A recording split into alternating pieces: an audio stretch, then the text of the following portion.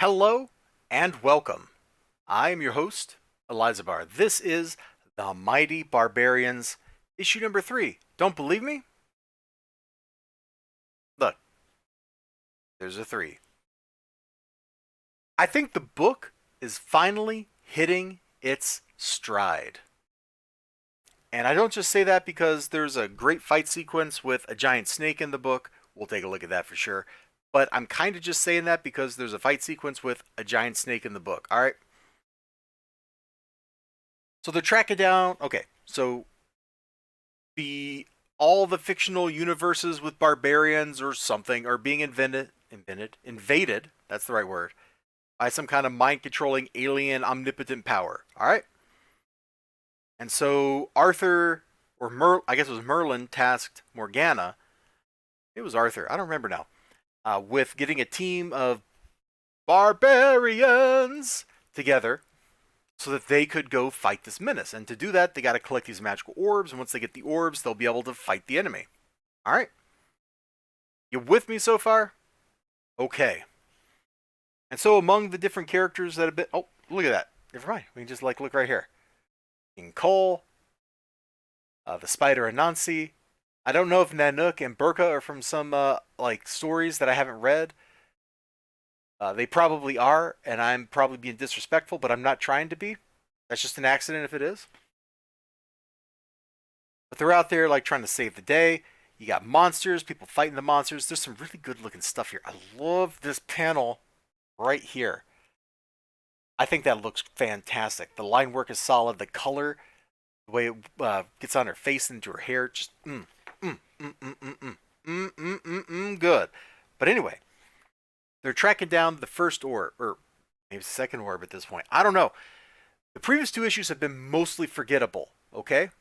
Especially issue 2. I can't tell you what happened in issue 2. I don't remember what happened in issue 2. It was that forgettable. But I will remember this one because they're trying to get an orb from Morgana's sister, and she has a giant freaking snake. Come on, dude. Giant snake. We're going to spend all of our time in this book with this snake, I think. So they go to fight it. King Cole jumps on, he's like, cut the snake's head off. Look at this. Slash. And of course, right, isn't Thulsa Doom actually a Cole villain? And Thulsa Doom worships Set? Isn't fighting snakes literally what Cole is about? I don't know. I've never read any King Cole stories. I just know what I've read. Was that movie they did in 1999 with Kevin Sorbo? Was that any good? Anybody know? If you've seen that movie about Cole the Conqueror, and you know the answer to that question, let me know, because if that was good, I might go watch that. And keep in mind, I got kind of a warped definition of good, because sometimes things that are kind of bad are kind of good too, you know? I'm starting to digress though. Anyway, so they're fighting this giant snake, and I wish the fight had went on longer. That's kind of a criticism I have with this series is these fights are over as soon as they begin. Not that I'm saying I want a DBZ 3-chapter fight sequence between King Cole and this snake before we advance the plot, but it would have been really nice to have gotten a little bit more of this stuff. And this whole situation gets resolved by Nanook, and I'm not going to show you how. But, yeah, he's taunting the snake. I think you can kind of see where that would and should be going from here.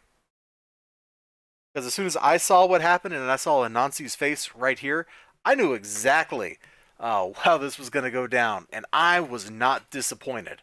I absolutely wasn't. Okay, let me get back over here. So anyway, they meet her sister. I want to show her. So that's Morgan's sister, Claudia. She looks pretty good.